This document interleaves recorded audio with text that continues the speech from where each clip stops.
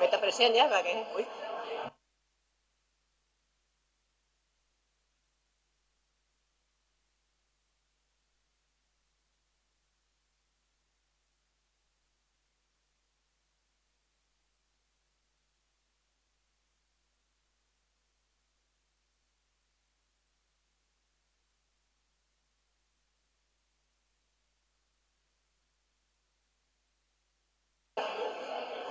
Bueno, por favor, vamos a ir pasando para comenzar porque ya vamos con un poquito de retraso y para intentar cumplir el programa en la medida de lo posible.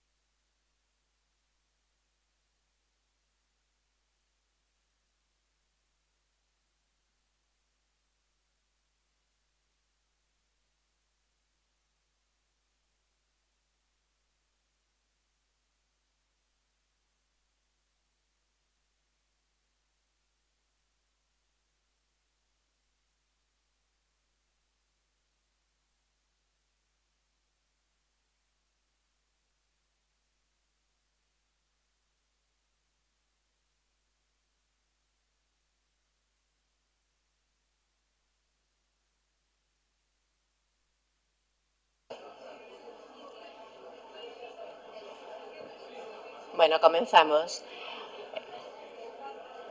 Buenos días. Después de esta pequeña pausa café, vamos a continuar con la siguiente ponencia, para la cual contamos con Vicente Mediavillacabo, letrado coordinador del Gabinete Técnico del Tribunal Supremo en la actualidad. Realmente la mayoría, muchos por lo menos de los que estamos aquí hoy presentes, conocemos a Vicente, más teniendo en cuenta que en los últimos años ha intervenido activamente en estas jornadas. Cuando Fernando hace unos días me propuso presentar a Vicente, y le dije que sí, claro está, estuve un largo rato pensando qué podía decir de él, porque realmente se pueden decir muchas cosas, dada su dilatada trayectoria. Creo sinceramente que es de sobra conocida la trayectoria profesional de Vicente Mediavilla como jurista de reconocido prestigio.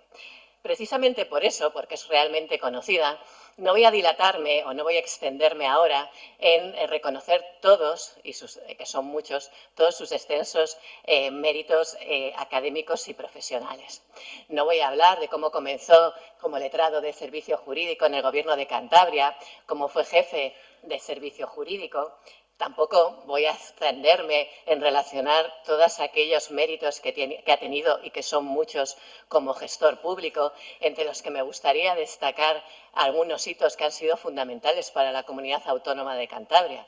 Pongo un simple ejemplo, el Plan de Ordenación del Litoral, que es la única vez que la Comunidad Autónoma ha logrado llevar a cabo una planificación territorial, y eso creo que tiene mucho mérito, simplemente por poner un ejemplo. No voy a relacionar todos sus logros profesionales, insisto, como letrado del Gobierno, como letrado de los servicios jurídicos, como subdirector general del Servicio Jurídico, como letrado del Supremo, como juez de lo contencioso administrativo, ahora como coordinador del Gabinete Técnico del Tribunal Supremo. Tampoco me voy a detener en su vocación pedagógica, ni en su actividad docente, siendo como es y perteneciendo como pertenece al área de Derecho Administrativo del Departamento de Derecho Público de la Universidad de Cantabria.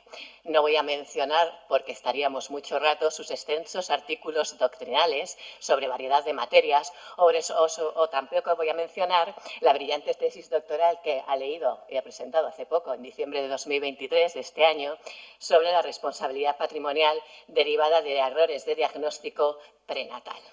Y digo que no voy a comentar nada de esto porque en esta pequeña presentación me gustaría poner en valía el Vicente Mediavilla compañero o el Vicente Mediavilla amigo. A Vicente realmente le conozco ya hace bastante tiempo. Probablemente él no se acuerde, pero yo tenía 24 años, tampoco hace tanto. Tampoco hace tanto, esas risas, bueno. Me acuerdo que entré de interina en el Gobierno de Cantabria y él en aquel entonces era secretario general de Obras Públicas. Y yo entré por aquel entonces en la Dirección General de Urbanismo. Vino un día, me llamó y me sentó en la mesa, me puso no sé cuántos acetas y me dijo, toma, sentencias de urbanismo, para que hagas un resumen. Claro, yo, incauta de mí, empecé a leer las sentencias y elaboré un documento que espero que se haya autodestruido, porque no sé realmente cómo pude elaborar un documento de unas sentencias que apenas lograba entender. Pero bueno, ese documento lo hice y realmente tengo que decir en su favor que tuvo la deferencia de nunca comentarme el famoso resumen. De hecho, espero que lo haya olvidado. A partir de ese momento hemos coincidido en numerosos ámbitos. Sobre todo hemos coincidido, claro está, más activamente cuando éramos compañeros letrados en la Dirección General del Servicio Jurídico. Y sinceramente yo lo tengo que decir, le echo de menos. Y le echo de menos por varios motivos. En primer lugar, callado está dicho, desde un punto de vista estrictamente profesional o jurídico, porque realmente es pues una suerte o un privilegio poder comentar una duda, un asunto, un pleito, un problema o cualquier incidencia con una persona con la clarividencia que tiene él. Algo que para ti se te está haciendo bola y realmente lo puedes comentar y realmente solventar el asunto con mayor facilidad. Pero también lo digo desde un punto de vista personal, porque siempre él ha tenido la puerta abierta para cuestiones no solamente profesionales y eso siempre es de agradecer. Y cuando digo esto no solamente hablo de nuestros lloriqueos después de un partido del Barça, que también los hemos tenido y nos hemos tenido que acompañar en ello, porque ser culé en estos tiempos es muy difícil, pero es lo que hay. Para no extenderme más, lo que ahora mismo realmente las pocas veces que nos acompaña son en estas jornadas o en ponencias o en cursos en las que expone, como nos tiene acostumbrado, con brillantez y claridad sus conclusiones. Porque una de las cosas que más nos gusta de Vicente es que su visión y sus exposiciones prácticas son eso, como digo, valga la redundancia, prácticas actuales y útiles, que nos sirven, en definitiva, para la práctica del día a día. El título de la ponencia de hoy, relacionado con la modernización de la administración pública, parte de una duda que es trascendental. Habla de la simplificación administrativa. Simplificación administrativa de la que se habla desde hace muchos años. La Directiva de Servicios ya es del año 2006, seguida de la Ley de Paraguas, Ley Ómnibus, normas varias de simplificación, de supresión de trabas, y aún así seguimos en la lucha, por decirlo, de intentar evitar esas trabas administrativas siempre en pro del administrado. La duda que se plantea en esta ponencia realmente es si esa materialización de la simplificación administrativa se hace en beneficio del administrado, como creo que debería ser, ya que al fin y al cabo la administración pública sirve al interés público, o realmente lo que persigue es la actuación como una mera reacción frente al control judicial. Vicente es evidente que tiene una visión multidisciplinar y variopinta en este aspecto, dado que ha trabajado tanto en la Administración como que conoce la perspectiva del órgano judicial. Por lo tanto, entiendo que, dado que se está acostumbrado a hacer exposiciones prácticas, sus conclusiones serán de lo más interesantes. Por ello, sin extenderme más, queremos solamente agradecerle que poder contar con su presencia año tras año, en la que sin ninguna duda acepta nuestra invitación y sin más damos inicio a su ponencia. Muchas gracias, Vicente. Muy bien, pues buenos días a todas y a todos. Las palabras de Maika, pues como pueden comprender, vienen de la amistad. O sea, que no se crean nada de lo que ha dicho, son absolutamente inmerecidas. Y viene, como digo, de muchos años de amistad, de compartir muchas inquietudes, no solo jurídicas, sino de otro tipo. Y así es como hay que tomarlas. Así que se lo aconsejo que lo tomen así porque espero no decepcionarles. Siempre tiene la dificultad uno de, tras esta presentación y de actuar después de dos maestros del derecho, como los magistrados Tolosa y Olea Godí, pues lo normal es que actúe primero el telonero, ¿no? Que yo soy el telonero, y luego viene el maestro, pero bueno, es lógico que en este ámbito de las jornadas pues la organización haya tenido a bien llevar la sistemática oportuna. 21 ediciones de este curso de la jurisdicción contenciosa administrativa, que basta presenciar el lleno en la sala para ver que están más que asentadas, que son una referencia a nivel nacional. Cuando hablas del curso de la jurisdicción, todo el mundo automáticamente lo asimila a Palacio de la Madalena de las Caballerizas en Santander. Y 21 ediciones que son fruto pues, del esfuerzo de... Sobre todo quería destacar a todos los que han sido directores de los cursos, de las anteriores ediciones y de la actual, porque son el alma mater de todo el esfuerzo que se ha puesto siempre encima de la mesa para culminar con éxito estas jornadas, desde Javier Fernández, que se ha citado, por parte de la consejera, Ana Sánchez Lamelas, Javier Uribe, Belén Navarro, Ana García Barredo, Fernando de la Fuente y desde el ámbito del Poder Judicial, pues César Tolosa y Rafael Losada. Yo creo que en este país que somos tan poco dados a agradecer y a reconocer a la gente el esfuerzo que hace en muchas ocasiones, pues yo quiero hacerlo y personalizar en ellos ese esfuerzo que con sus grupos de trabajo, es decir, con todos los letrados del Servicio Jurídico del Gobierno de Cantabria, que también tan intensamente viven estas jornadas y con la ayuda que desde el Tribunal Superior de Justicia de Cantabria se presta, lógicamente, al ámbito del director judicial. Bueno, y dicho esto, debo decir que estoy encantado de volver a estar aquí, de volver a participar. Espero que no sea el último año, también lo adelanto. Y me han encomendado un tema que no he escogido yo, sino que me han solicitado que hablara sobre una pregunta que tiene una contestación con cierta dificultad, llegar a la contestación de la misma, porque habría que ver caso a caso, que es la simplificación administrativa como beneficio del administrado o como reacción al control judicial. Cuando se me encomendó esta ponencia, tenía en mente, tuve en primer lugar en mente un diseño de la conferencia a base de casos, supuestos y analizar si verdaderamente era una respuesta al control judicial o era una respuesta al beneficio del administrado. Deseché esa opción porque pensé que no iba a aportar gran cosa, aunque debo decir, y sin hacer spoiler, que al final presentaré dos casos, nada más, dos supuestos, en los que pues, se podrá analizar verdaderamente cuál es el verdadero interés o la finalidad que ha llevado a cabo esa simplificación administrativa. Y comenzaré la exposición hablando un poco de qué es la simplificación administrativa, sin entrar a mucho detalle respecto de las decenas de medidas que se han adoptado por parte de las diferentes administraciones públicas en el ámbito de la simplificación administrativa.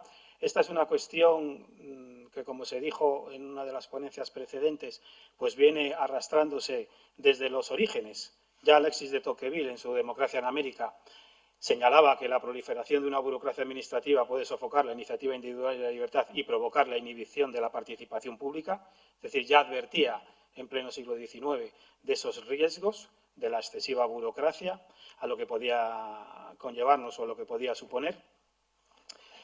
Yo, analizadas, que he estado analizando las últimas medidas de simplificación administrativa, que como digo son muy numerosas, adoptadas no solo por la Administración General del Estado, sino por la práctica totalidad de las 17 comunidades autónomas y también en el ámbito local, voy a intentar fijar unos conceptos fundamentales, unas líneas básicas de la manera más sencilla posible para que todos las lleguemos a comprender y sacar alguna conclusión en ese sentido.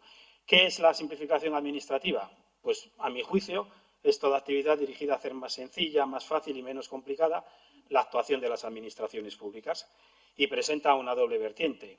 Es o debe ser una herramienta para garantizar el principio de efectividad, de simplicidad, de acceso de los ciudadanos, es decir, toda la playa de principios administrativos que inspiran la actuación o que deben inspirar la actuación de cualquier administración pública. Y, en segundo lugar, es una demanda con mayúsculas de los ciudadanos que se relacionan con las administraciones públicas. Es decir, es una herramienta al servicio del interés público y también, como no, es una auténtica demanda, porque luego veremos la consecuencia de no atender adecuadamente esa demanda que los ciudadanos y los sectores económicos solicitan de las administraciones públicas. La simplificación administrativa, por lo tanto, no se reduce solo a la simplificación de trámites procedimentales de los expedientes administrativos, es mucho más omnicomprensivo. Es decir, se incluye en la simplificación administrativa la accesibilidad a los servicios públicos, la transparencia en la toma de decisiones por parte de los poderes públicos, la mejora de la regulación normativa por parte de quien ejerce ya sea el poder legislativo o el poder ejecutivo a través de la potestad reglamentaria, la reducción de cargas administrativas que pesan sobre todo los ciudadanos. Todo eso es simplificación administrativa, es decir, es un concepto muy omnicomprensivo, del cual ya trató en el año 1998 en la revista de Administración Pública el profesor Sebastián Martín Retortillo, en la que en ese artículo señaló una cuestión que quizás, o igual sin quizás, sigue estando aún de actualidad, como es que estamos en presencia de un aparato administrativo complejo en exceso, habitualmente innecesario y en buena medida inoperante. Estas son realidades apuntadas en el año 1998 que, desde el punto de vista del administrado, del ciudadano que se relaciona con las administraciones públicas, no hay por qué sonrojarse en el sentido de que es su sentir con carácter general. Es lo que piensa cuando se relaciona con carácter habitual con una administración pública y las trabas que al menos, o las cargas administrativas, que al menos el ciudadano siente en sus relaciones con esa administración pública, con cualquiera de ellas, no estoy haciendo una crítica a ninguna en particular, sino me estoy refiriendo, como el profesor Martín Retortillo, en general al conjunto de relaciones. Bueno, en el año 2014 la Asociación Española de Profesores de Derecho Administrativo dedicó parte de su congreso anual precisamente al ámbito de la simplificación administrativa, obtuvo una serie de conclusiones que son las que están en las transparencias. Sobre todo, lo más importante es conseguir un procedimiento administrativo ágil, sencillo, eficaz, a lo que todos nos apuntamos, ¿verdad?, a través de las correspondientes técnicas y medidas de simplificación administrativa. Voy a ir abreviando esta parte de la intervención, dado que si no nos vamos en el tiempo.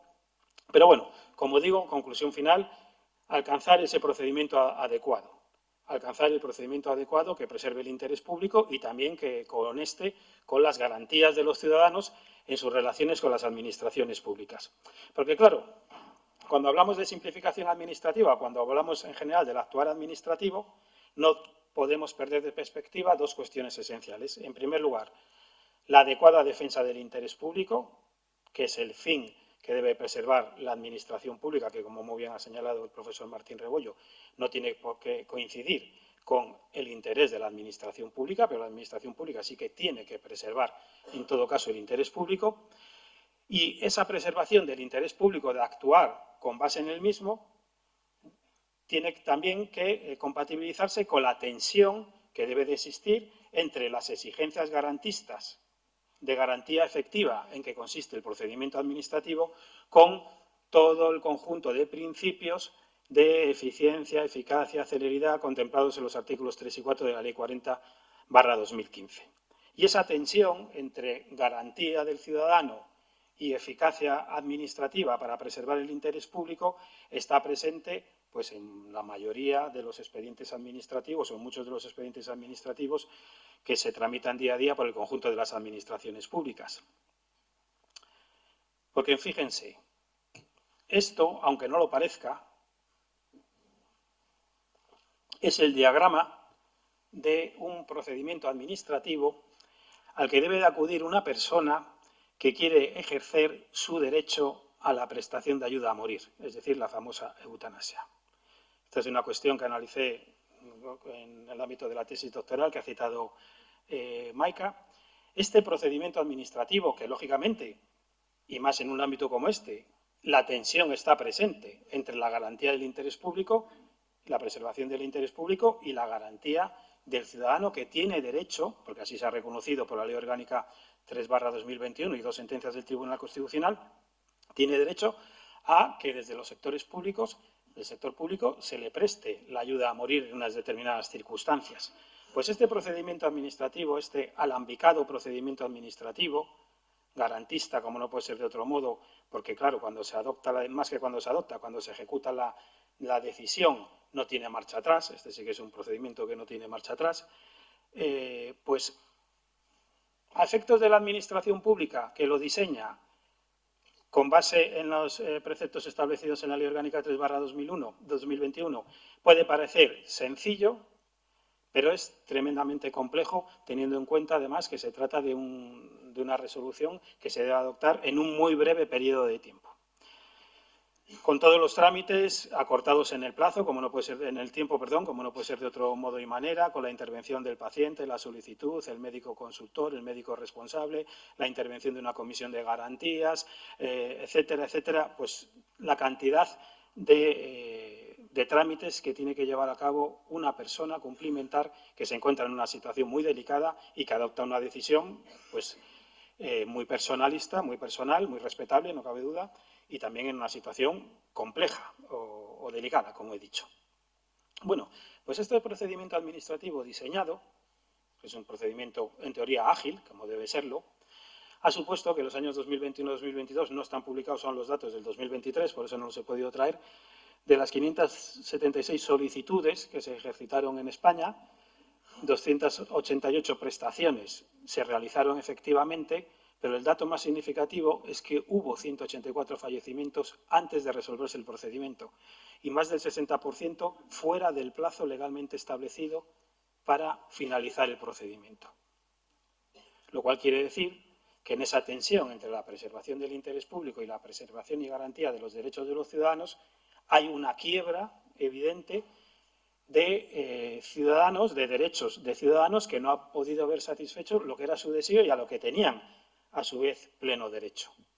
Lo cual nos hace, yo creo que reflexionar sobre la simplificación administrativa. Y es más, cuando a la hora de sacar estos datos se efectuó una serie de entrevistas a los médicos que habían participado activamente en el procedimiento, ¿vale?, que fundamentalmente son médicos de atención primaria y médicos de familia, y la contestación más negativa desde el punto de vista de la vertiente negativa a la tramitación del procedimiento era que les desbordaba la burocracia. Incluso algunos señalaban que se iban a declarar objetores, no porque fuesen objetores en relación a la prestación de este servicio, que también es muy respetable, sino porque no iban a soportar otros 3 o 4 meses de asedio burocrático administrativo para adoptar una cuestión en la que señalaban que en 8 horas estaba solucionado el tema.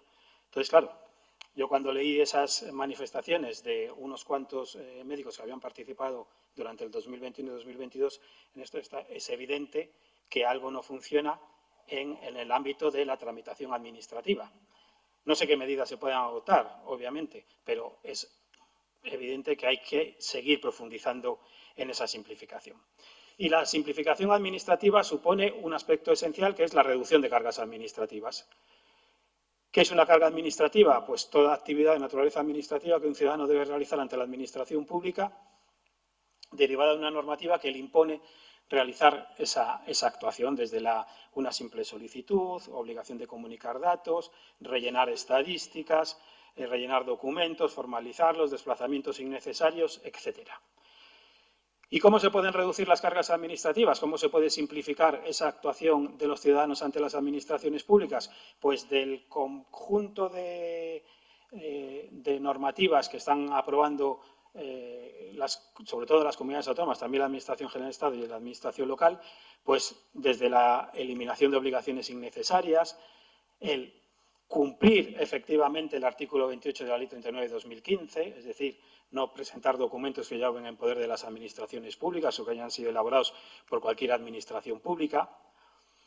La última norma de simplificación administrativa, por lo menos la última que yo he manejado, es el Decreto Ley andaluz de 3/2024, por el que se adoptan medidas de simplificación administrativa. En este ámbito concreto, pues apela a la necesidad de firmar convenios de colaboración con las administraciones públicas para hacer efectivo ese derecho, reducir la frecuencia de petición de datos, la incorporación definitiva de las declaraciones responsables y comunicaciones previas que sustituyan a las licencias, autorizaciones a los títulos administrativos previos, es decir, esa actuación ex post de la administración pública y no es ante para que el ciudadano pueda ejercitar determinados derechos o determinadas actividades, gestión coordinada de proyectos, y una medida que es la que considero, junto al profesor Treiter, que es la de mayor agilidad administrativa, que es creerse verdaderamente el silencio administrativo positivo. Silencio administrativo positivo es la mayor medida de simplificación administrativa. Si efectivamente le damos al sentido del silencio de estancia de parte el valor positivo que teóricamente señala el artículo 24 de la Ley 39 de 2015, pues se habrá dado un paso importantísimo en ese sentido. Pero hay que preservar, lógicamente, el interés público. Yo, precisamente, en este decreto ley andaluz, en el 3/2024, pues, cuando lo empecé a leer, apostaba y apuesta en sus artículos pues, decididamente por el silencio administrativo positivo, aparte de reiterar la Ley 39 de 2015, pero me llevé la sorpresa en el último párrafo del artículo que dedicaba a esta cuestión, cuando señalaba que cada consejería deberá revisar el sentido del silencio siempre que resulte procedente. Claro, y ese siempre que resulte procedente, pues como concepto jurídico indeterminado que es, será de nuevo la Administración la que establezca verdaderamente el sentido del silencio o no, como estamos acostumbrados en esos anexos de las leyes de procedimiento de cada Administración pública de régimen jurídico, en el que aparecen cantidad de procedimientos con silencio negativo. Bueno, y en definitiva, conseguir una administración más accesible, más eficaz, más eficiente, con técnicas de simplificación administrativa, consiste en tener una mejor administración basada en técnicas muy diferentes a las actualmente existentes desde hace muchos años y legislar mejor, es decir, la better regulation, es decir, legislar lo justo y necesario bajo el principio de proporcionalidad, no ir más allá. Y para ello ya sabemos sobradamente que la memoria de impacto de análisis normativo, ese documento que tiene que justificar y que justifica el ejercicio de la potestad normativa por parte de los poderes públicos, pues se convierte en el elemento fundamental. Y esa memoria de análisis de impacto normativo, que tiene un contenido detallado específicamente en el Real Decreto del año 2007, pues entre sus medidas tiene que analizar el impacto económico y presupuestario y analizar las consecuencias de la entrada en vigor de la medida y la identificación de las cargas administrativas que supone la propuesta y la cuantificación de las mismas, que se utiliza el método de coste-eficacia. Bueno, y como digo, asistimos desde hace bastantes años a ese furor por la simplificación administrativa, valga la expresión. Y es fácil, en el momento en el que se aprueban las técnicas de simplificación administrativa, caer en la autosatisfacción. Y con eso me voy a autocriticar, es decir, no voy a criticar a nadie para que nadie se dé por aludido. En el año 2010, siendo yo consejero de Presidencia y Justicia del Gobierno de Cantabria, se aprobó el decreto de reducción del plan de reducción de cargas administrativas en la Comunidad Autónoma de Cantabria. De hecho, fuimos la primera comunidad autónoma junto al Estado en liderar una especie de proyecto que venía de la Unión Europea, de reducción de cargas administrativas, como digo, junto a la Administración General del Estado.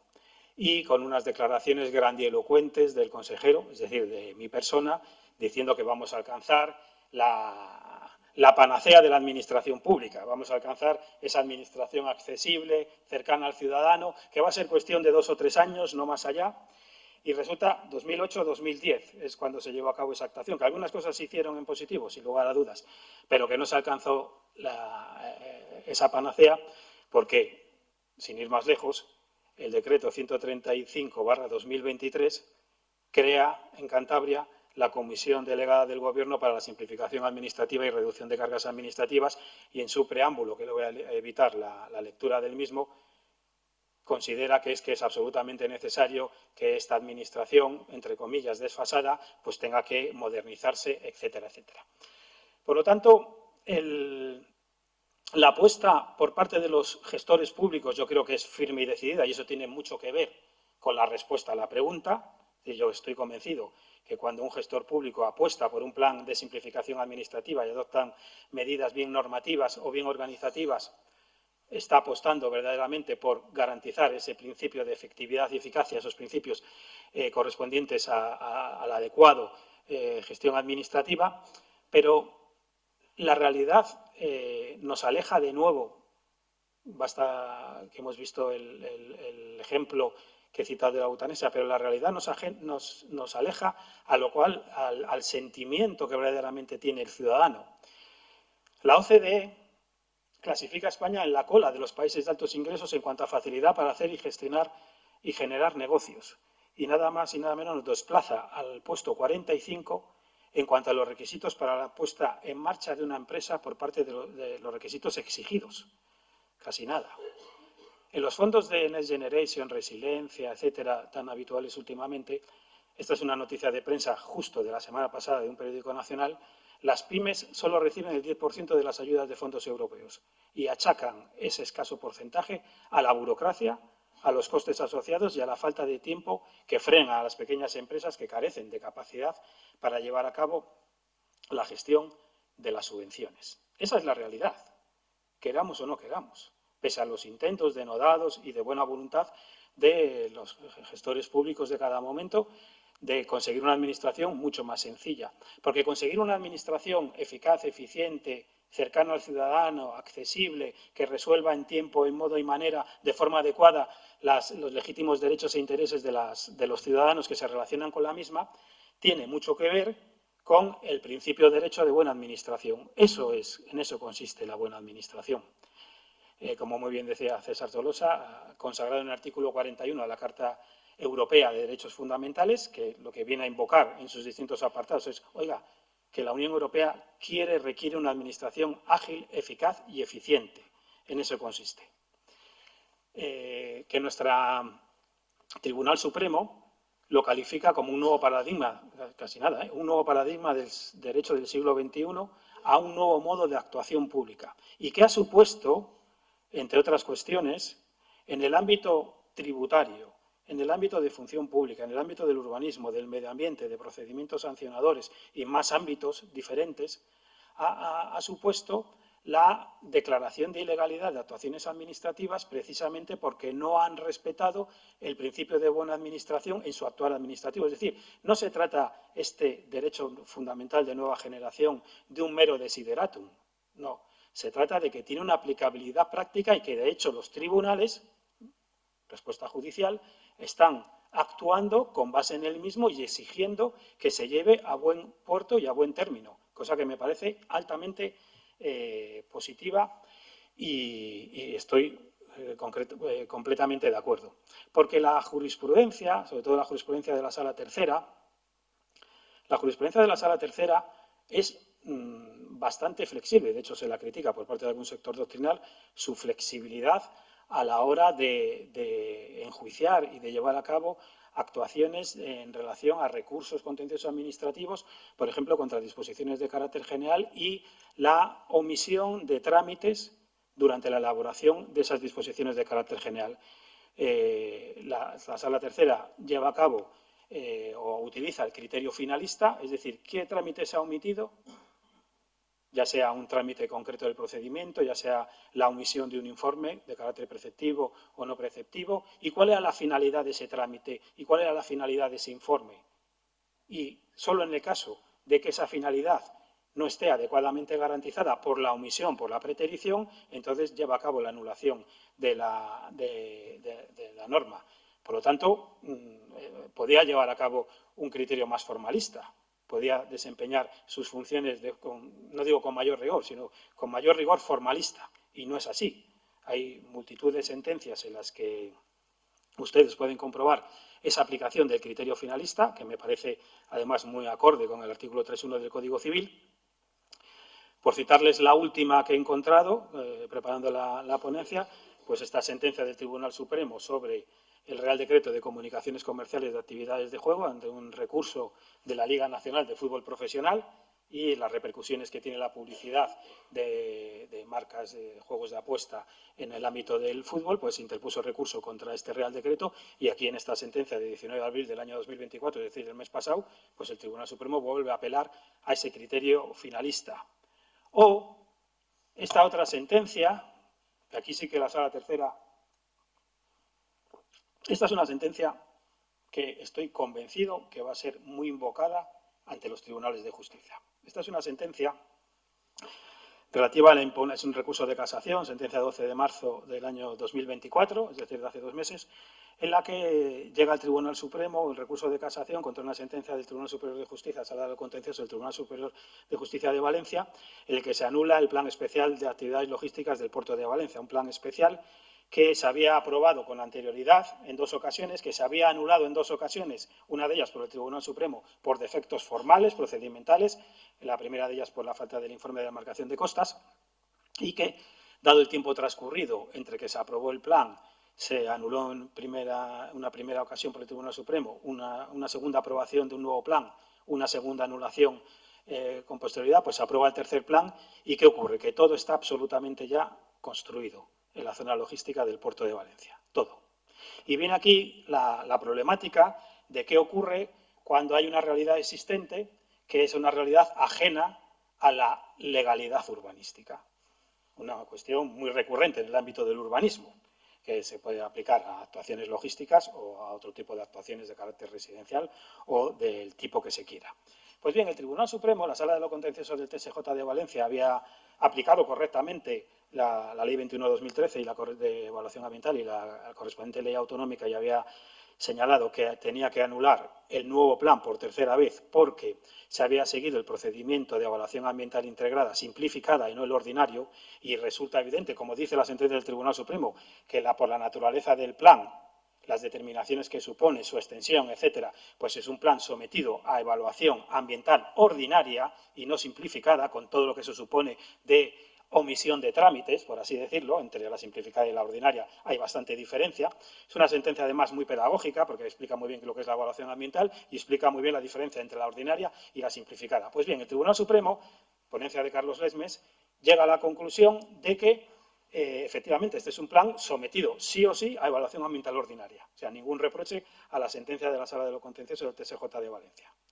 Pero tiene la flexibilidad suficiente y el sentido común suficiente, no digo que no lo tuviera la Sala de TSJ de Valencia, sino seguramente solo lo puede hacer el Tribunal Supremo, eso.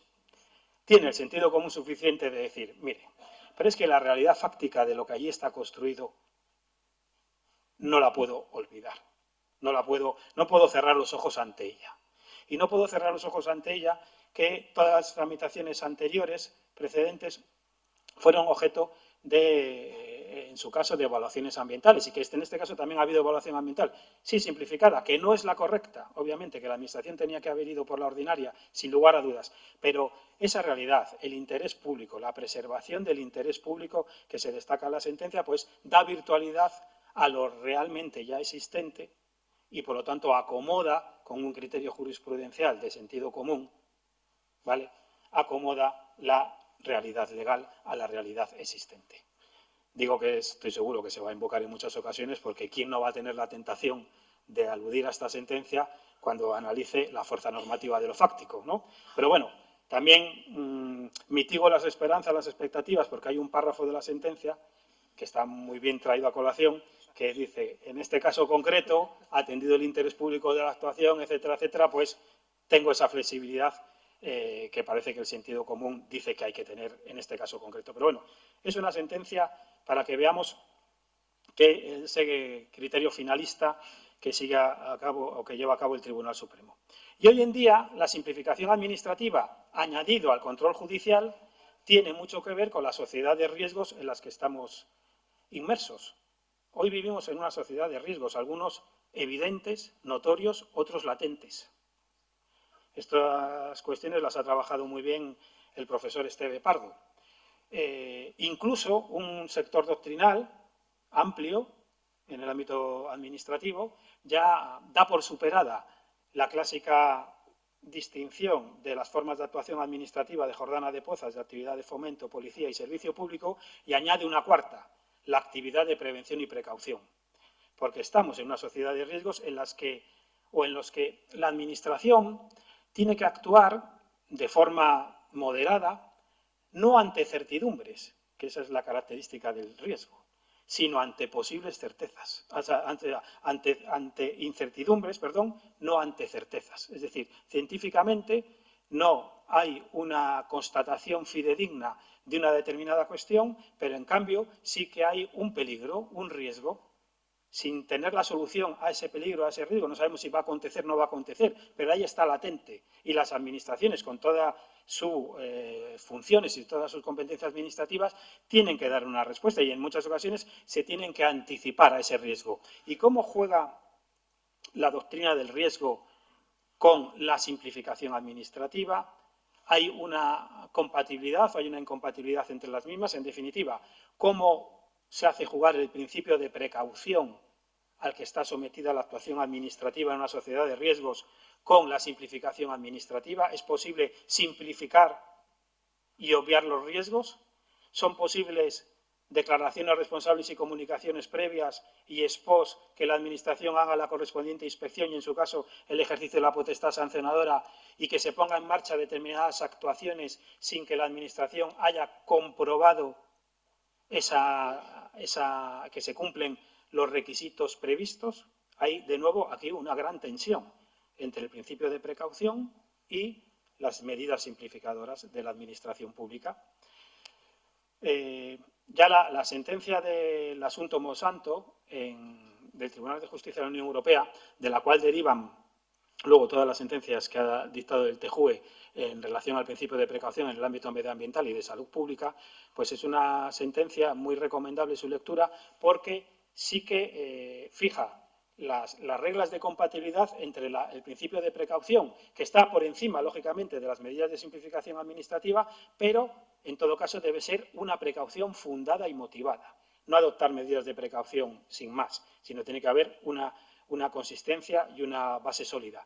Frente también, lógicamente, a las medidas de simplificación administrativa, que también son idóneas y aptas, dice el Tribunal de Justicia, para garantizar los riesgos y para garantizar la respuesta a través del principio de precaución de los riesgos existentes. El caso era la introducción, como saben, de productos alimentarios de origen transgénico en la cadena alimentaria de Europa y el gobierno italiano dijo que, como se había seguido el procedimiento simplificado, denegaba, suspendía la comercialización de determinados productos. Llegó al TJUE a través de una cuestión prejudicial y en esta sentencia sienta las bases jurisprudenciales del principio de precaución. Y el que tenga curiosidad, porque el principio de precaución está con fuerza expansiva, igual que el de buena administración. Son principios que se están expandiendo mucho respecto del control judicial de determinadas actuaciones públicas, pues todo el conjunto de sentencias que está dictando la sección quinta y la sección octava actualmente de la Sala Tercera del Tribunal Supremo en materia de responsabilidad patrimonial derivada de COVID, ¿vale? Todo ese conjunto de sentencias analizan de forma, a mi juicio, muy detallada el principio de precaución. Les he puesto en el esquema, en la presentación, la última de ellas, porque allí en el fundamento relativo a la antijuridicidad del daño del perjuicio se analiza con todo lujo de detalles el principio de precaución, lo que significa y lo que ampara. Bueno, hay una conciencia generalizada en el conjunto de administraciones públicas de que tienen que ser más eficaces, más modernas y hay que hacer estudios y que tienen que hacer estudios para simplificar sus procedimientos y reducir cargas administrativas. Es cierto que no todas las comunidades autónomas se comportan igual. Hay comunidades autónomas, por ejemplo, mira, es imposible que triunfe un procedimiento de simplificación administrativa si no se cuenta con los destinatarios de esos procedimientos. Yo recuerdo en el año 2010, cuando se produjo la aprobación del Plan de Reducción de Cargas Administrativas, se triunfaron en dos ámbitos concretos. Se triunfó por parte de la Administración Pública en dos ámbitos concretos, sobre todo en dos, que no es poco, pero bueno, era una pica en Flandes, ¿no? Que fue en el ámbito del juego, del sector del juego, y en el ámbito de los instaladores eléctricos, de calderas, etcétera. ¿Por qué? Porque todas las medidas, porque se reunió la Administración con los directamente interesados y todas las medidas que se adoptaron que preservaban el interés público y que favorecían al destinatario fueron adoptadas conjuntamente. Oiga, pues no hay que hacer esto, cuando una máquina recreativa va de un bar a otro bar hay que hacer 18 trámites, ¿por qué no lo dejamos en 4? Pues venga, pues sí, con esos 4 se cumple el objetivo, se cumple el objetivo. Luego, la participación activa de los interesados es fundamental, básico. Murcia, Valencia, Cataluña, como ven en la proyección, apuestan de forma muy decidida, o sea, firman convenios de colaboración, las cámaras de comercio, etcétera, están muy involucradas. Y desde luego yo la experiencia que tengo en este ámbito es que cualquier gestión que quieres hacer conjuntamente con ellos están encantados. ¿Por qué? Porque son los principales interesados en ese ámbito. La regla one in, one out, es decir, derivada de una norma que a veces se pasa por encima, que es el artículo 37 de la Ley de Apoyo a los Emprendedores, que señala que las administraciones públicas, en ejercicio de sus respectivas competencias, creen nuevas cargas administrativas para las empresas, eliminarán al menos una carga existente de coste equivalente. Es decir, si yo, administración, apruebo una norma imponiendo cargas, que la tendré que justificar en la memoria de análisis de impacto normativo, no puedo olvidar que hay una norma de obligado cumplimiento que me obliga automáticamente a restringir una carga de igual sentido, de igual coste económico, de igual repetición, que es como se analiza el coste de las... bueno, pues hay administraciones que Castilla-La Mancha, Castilla-León, Extremadura, que apuestan muy decididamente por esta cuestión. Bueno, pues visto los conceptos generales, ¿cómo vamos de tiempo? Vale. Pues voy a concluir con los dos ejemplos. Nosotros ya sabemos en estos momentos, ya lo sabían ustedes de sobra, pero yo solo me limito a recordárselo, en qué consiste grosso modo la simplificación administrativa y cuáles son las medidas más importantes de todo. Hombre, se me olvidan unas cuantas, que adopta Aragón, que adopta Extremadura, que adopta Canarias en su último decreto ley. Esas las comunidades autónomas copian al Estado, es decir, muchas de ellas van al decreto ley para estas consideraciones, ¿no? Y voy a poner dos ejemplos al hilo de contestar a la pregunta. Todas estas medidas, en verdad, están dirigidas a garantizar la eficacia, la efectividad de las administraciones públicas y redundan en beneficio del ciudadano.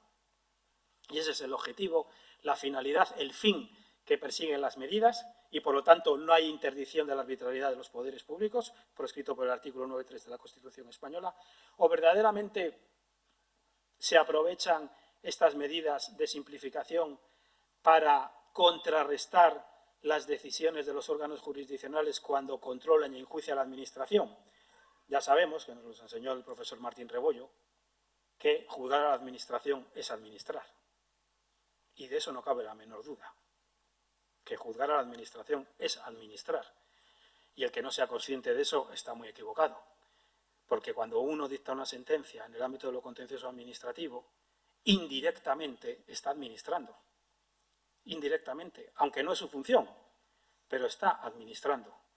Y por lo tanto, estas medidas son respuesta a ese control jurisdiccional.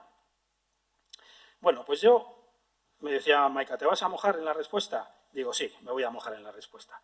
Yo, con carácter general, estoy convencido y creo, aquí seguramente estoy condicionado por mi vertiente de gestor público en su día, estoy convencido que cuando se adoptan medidas de simplificación administrativa es porque las administraciones, los poderes públicos, en primer lugar, y la administración en segundo lugar, el brazo ejecutor del poder público, quiere una administración más sencilla y está pensando en el beneficio de los ciudadanos, para que no solo lleguen ese 10% de las subvenciones de los fondos Next Generation, para que la persona que tiene derecho a esa prestación del suicidio asistido pueda haber colmatado su derecho. Estoy convencido que las administraciones, cuando adoptan medidas de ese tipo, es precisamente porque quieren garantizar y van en beneficio de los ciudadanos. Pero hay algunos supuestos en que me surge la duda, porque, bueno, militante entre comillas soy, pero ignorante del todo no. Hay supuestos en que me surgen las dudas. Por ejemplo, Real Decreto Ley 20/2022 de medidas de respuesta a las consecuencias económicas de la guerra de Ucrania y de apoyo a la reconstrucción de la isla de La Palma. Un Real Decreto que yo creo que es el quinto, creo recordar, de respuesta a todas estas cuestiones, es decir, que viene ya arrastrando de Reales Decretos Leyes anteriores, en el que, en este caso concreto, se establece un procedimiento específico de afección ambiental para todos los proyectos hasta el 31 de diciembre de 2024 de generación a partir de energías de fuentes renovables, con una serie de excepciones, zonas CEPA, etcétera, etcétera, que excluye las evaluaciones ambientales. Es un procedimiento específico que se llaman de afección ambiental, que si ya la simplificada respecto de la ordinaria, la evaluación ambiental integral simplificada respecto a la ordinaria, contiene muchísimos menos trámites, ya ni te cuento. Además, establece medidas que me parece muy bien, que declaran de urgencia por interés público estos proyectos, acortan plazos, etcétera, etcétera, etcétera. Todas medidas de simplificación administrativas y además muy bien justificadas desde el punto de vista del preámbulo, de la justificación del mismo. En este contexto dice, por ejemplo, el último párrafo, la medida 24 del Plan de Seguridad Energética pues recoge medidas de simplificación administrativa y es en lo que nosotros nos basamos para dictar este Real Decreto Ley, medidas de simplificación. ¿Para qué someter a evaluación ambiental, con lo costosa que es una evaluación ambiental? Todos los que conocemos un poco el ámbito de la administración ambiental, pues lo difícil, dificultosa de trámites que es una evaluación ambiental, pues aquí lo simplifico. Afecciones ambientales, eso sí, con una serie de excepciones. Y uno se puede preguntar, y quizás esto no sea respuesta en buena medida, quizás no, porque aquí no tengo la certeza, solo lo dejo en el aire, como la pregunta de la conferencia, al conjunto de sentencias dictadas en determinados tribunales superiores de justicia que han anulado por inadecuada evaluación ambiental determinados proyectos, sobre todo proyectos de energía eólica, que además sigue estando sobre la mesa la cuestión, porque fíjense, el 13 de marzo del 2024 el Tribunal Supremo ha vuelto a admitir un recurso de casación, ya tiene varias sentencias en este sentido, sobre esta materia, perdón, en el sentido que señalaba antes Pedro Escribano, de dar una vuelta a la jurisprudencia existente en la materia o matizarla, reafirmarla, ratificarla sobre si la instalación de parques eólicos que comparten instalaciones de conexión ha de considerarse como un único proyecto a efectos de evaluación ambiental, sobre si es posible acortar la reducción del plazo de trámite de información pública en el procedimiento de evaluación ambiental o sobre si los informes sectoriales de las consultas pueden estar antes o no de que se someta a información pública el estudio ambiental. Por lo tanto, surge la duda. ¿Será la respuesta a estas consideraciones? ¿No será la respuesta? Y el segundo ejemplo, que aquí sí que la solución nos la da el propio legislador, por lo tanto no la voy a aportar yo, es el proyecto de ley que en estos momentos se está tramitando en el Congreso de los Diputados, en las Cortes Generales, que modifica notabilísimamente el texto refundido de la Ley de Suelo y Rehabilitación Urbana, el Real Decreto Legislativo 7/2015 de 30 de octubre. Este proyecto, que se admitió ya para su tramitación parlamentaria en abril de este año, es decir, el mes pasado, en abril del 2024, lo remitió el Consejo de Ministros al Congreso. Le estoy haciendo un seguimiento prácticamente semanal, porque, como digo, contiene numerosas novedades respecto a muchísimas cuestiones. Y todas ellas, o bueno, todas ellas, muchas de ellas, tienen que ver con el objeto de la simplificación administrativa. De hecho, el proyecto de ley, en su exposición de motivos, dice que responde al principio de eficiencia, que no se imponen nuevas cargas administrativas, o sea, justifica el conjunto de medidas que va a adoptar el mismo en el tema de la simplificación y de la modernización administrativa, en este caso en el ámbito urbanístico. Son medidas que tienen que ver con la naturaleza jurídica de los planes, para que no se les considere en su totalidad como normas reglamentarias, como disposiciones de carácter general, porque matiza qué es disposición de carácter general, qué es reglamento, qué no lo es, o semejante al reglamento dentro de un plan de urbanismo. Hay muchas consideraciones dentro de un plan urbanístico que no tienen naturaleza de norma jurídica y, por lo tanto, el proyecto de ley, lo intenta delimitar. Las que establecen su régimen de nulidad o anulabilidad, ahora ya, si se aprueba y entra en vigor, pues ya no es, en todo caso, nulo de pleno derecho. De las infracciones de los instrumentos de planeamiento urbanístico, además se persigue que la nulidad solo para supuestos concretos y específicos que tasa uno de los artículos, y para lo demás se intenta la convalidación, la conversión de todos los actos, de todos los informes, es decir, se intenta que no se produzca la nulidad absoluta del plan, ¿vale? Y adopta, pues, además de todas esas cuestiones que estoy señalando, como digo, nulidad parcial, los vicios formales de procedimiento solo darán lugar a nulidad en casos muy concretos y específicos, y si no, podrán ser objeto de convalidación.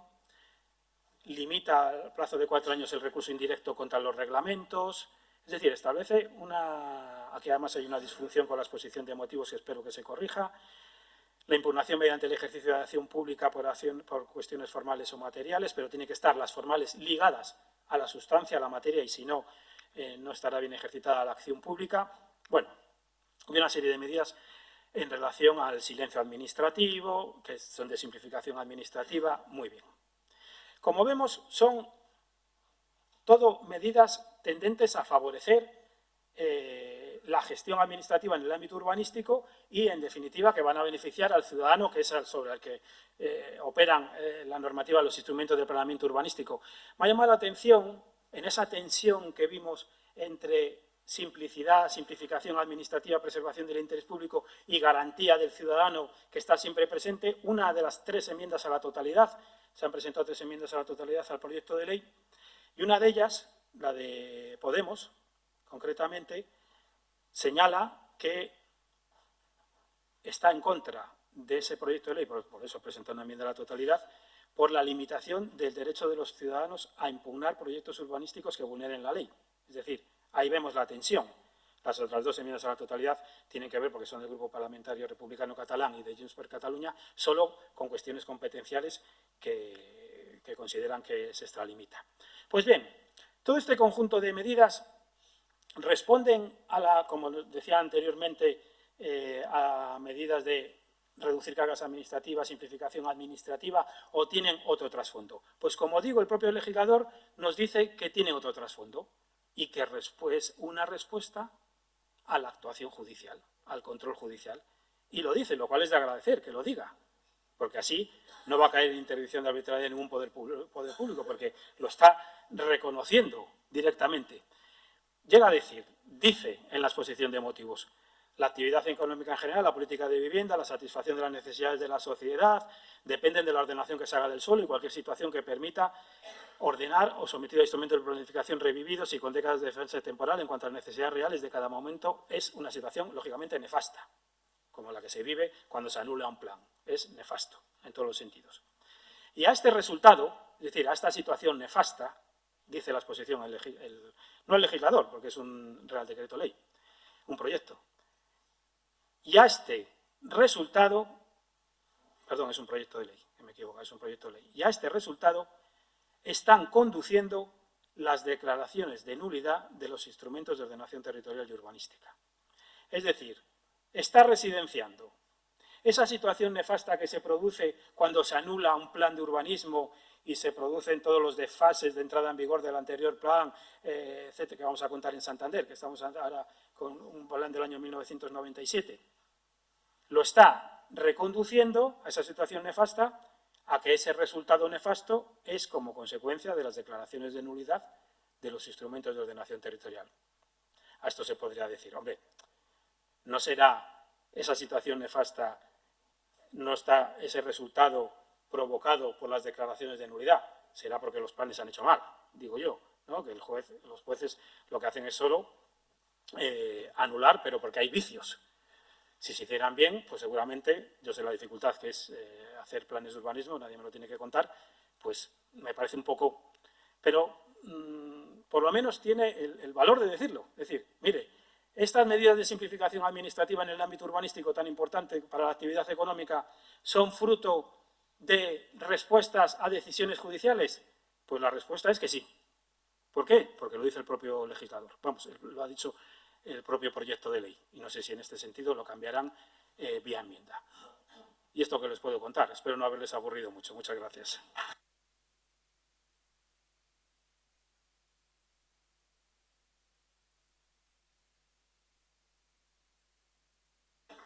Muchas gracias, Vicente. Brillante, como siempre.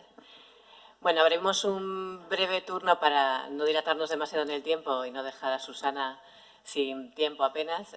Un breve turno de preguntas o de reflexiones, por si queréis comentar con el ponente.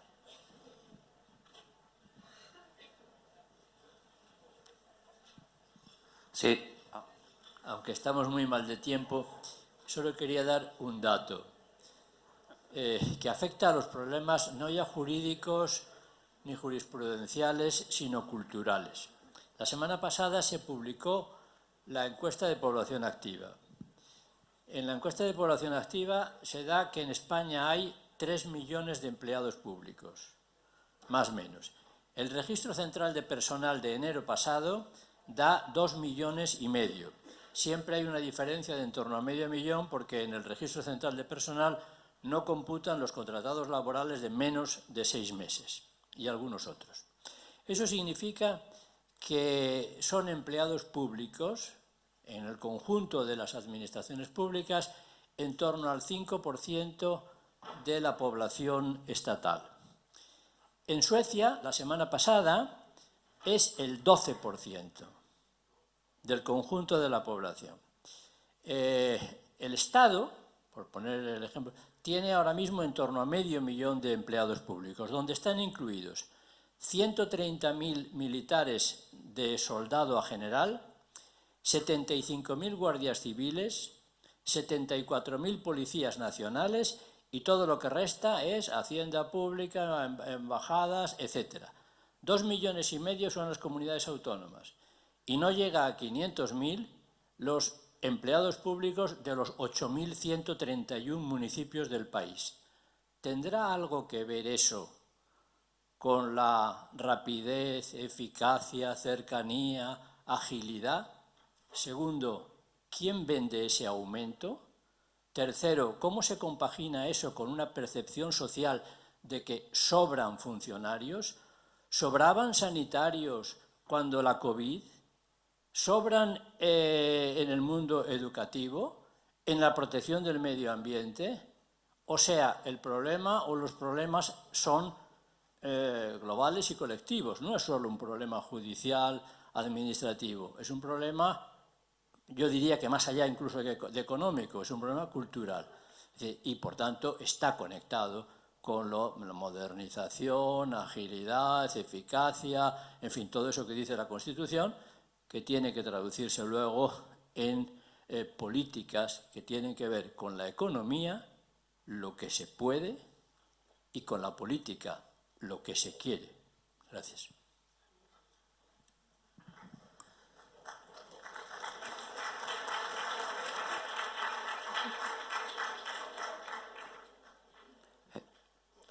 Bueno, tras... Buenos días. Estoy en el fondo. Aquí perdón. Nada, disculpa. Quería hacer una reflexión y la quería hacer al ponente, que muchas gracias por la exposición, porque me ha parecido muy completa en lo que se pretendía, pero también complementando un poco lo que comentaba la persona que ha comentado, el profesor que ha comentado previamente, y que también tiene que ver con la parte de los empleados públicos, y por poner una nueva pata a esas otras que el profesor ha indicado. A veces, en parte, encontrar soluciones fáciles para problemas difíciles es demasiado pretencioso, pero que se pueda comentar en este ámbito que la responsabilidad disciplinaria tanto del empleado público como de los gestores administrativos, como de los gestores públicos, es como papel mojado en esta administración. Sí que me gustaría plantearlo en este foro y ver cuál es la visión del ponente, porque los mensajes que se están lanzando, y un poco en línea también con la última sentencia que se ha comentado, nos vamos a saltar un poco la norma para poder adaptar la realidad o la norma a la realidad. Y los mensajes que se acaban lanzando da igual que se cumpla la norma, es indiferente que se cumpla la norma, usted haga lo que quiera, gestor público, porque luego van a venir los tribunales y se lo van a admitir. Si en última instancia es necesario, se lo van a admitir. Y si no se lo admiten, tampoco tiene usted responsabilidad ninguna. Entonces, igual el mensaje que se podría lanzar es: ¿cuándo esa exigencia de responsabilidad sobre esos gestores? Si lo han hecho mal, tendrán que tener alguna responsabilidad. Aunque haya que admitir, aunque el Tribunal Supremo admita como mal menor el plan, en este caso, del Puerto de Valencia, pero ¿por qué no se va también a buscar la responsabilidad del gestor y preguntarle por qué lo ha hecho mal? Nada más. Muchas gracias. Bueno, la verdad que No cabe duda que todos los gestores públicos, igual que el conjunto de las administraciones públicas y los funcionarios públicos, pues con un 99,9, periodo de 9% de sus actuaciones son intachables desde el punto de vista de la exigencia de responsabilidad que usted señala. A mí de eso no me cabe la menor duda, la menor duda. Y en ese sentido, bueno, pues la ley contempla los supuestos en los que ante un perjuicio irrogado por una actuación administrativa derivada de una actuación de un gestor público, de una autoridad o de un empleado público, pues la ley contempla la panoplia de posibilidades en los que se le puede exigir la responsabilidad, ¿no? Desde, no digo ya jurídico-penales, pero incluso desde el punto de vista administrativo, ¿no? De conformidad con los artículos 35 a 37 de la Ley 40/2015, y luego ya también el ejercicio de la potestad disciplinaria, la acción de regreso, etcétera. Pero insisto, yo creo que, hombre, la administración pública actúa bajo el imperio de la ley, principio de legalidad, y su actuación y la de sus empleados públicos pues tiene que someterse a esa actuación. Y luego el control de la actuación administrativa pues recae en una jurisdicción especializada con carácter general, la jurisdicción contencioso-administrativa, que lo que debe de velar es porque efectivamente se hayan salvaguardado, no cabe duda, pues la actuación con arreglo a derecho. Yo cuando he querido o cuando he señalado la utilización del criterio finalista, y he puesto el ejemplo del que podía haber puesto otros, del Plan de Valencia, y cuando digo que solo lo puede hacer el Tribunal Supremo, no me estoy refiriendo ni mucho menos a que en esa sentencia el Tribunal Supremo se haya saltado la ley, para nada. Lo que ha hecho es utilizar los criterios hermenéuticos que el ordenamiento jurídico le atribuye para interpretar la norma jurídica. Que en algunos casos es mucho más, puede ser más restringida esa interpretación en el ámbito administrativo, pues sí, no voy a decir que no, sí. A veces es mucho más formalista la administración pública, la exigencia de los trámites, etcétera, etcétera, mucho más exigente que lo que son los tribunales de justicia a la hora de enjuiciar la legalidad de la actuación administrativa. Pero porque las funciones de uno y otro, aunque juzgar a la administración, como he dicho, es administración, son diferentes. Es decir, la función administrativa persigue una finalidad concreta, la función jurisdiccional persigue otra diferente. Y además tienes que hacer el esfuerzo, si has estado antes en la administración, de despojarte de determinados prejuicios que uno tiene, como en la vida todos tenemos, pues tienes que hacer el esfuerzo de despojarte de esa visión puramente administrativa a la hora de ejercer la función jurisdiccional. ¿Ocurre? Claro que ocurre, y a mí me ha ocurrido, y tienes que hacerlo así. Pero lo que yo quiero decir es que no se trata de que el órgano jurisdiccional no cumpla la ley, todo lo contrario. Lo que tiene que hacer es interpretarla, que para eso está, y no, ahora nos hablarán de la inteligencia artificial y hasta dónde llega, pero yo creo que nunca va a poder soslayar el sentido común que hay que aplicar en muchas ocasiones a la hora de interpretar las leyes.